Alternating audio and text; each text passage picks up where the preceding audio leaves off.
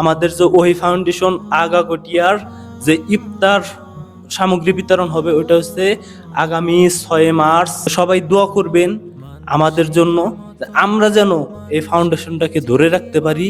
হ্যাঁ, এই ফাউন্ডেশনের পিছনে মনে করেন যে সবাই কাজ করতেছে, আমাদের যে সদস্য আছে, বিশেষ করে আমাদের যে ফাউন্ডেশনের প্রতিষ্ঠাতা পরিচালক রাজীব ভাই, উনি অনেক অনেক পরিশ্রম করে, অনেক কষ্ট করে এই ফাউন্ডেশন রে এই পর্যন্ত, যদি উনি এই চেষ্টাটা না করতো হয়তো এই পর্যন্ত এই ফাউন্ডেশন কোনোভাবেই আসতো না।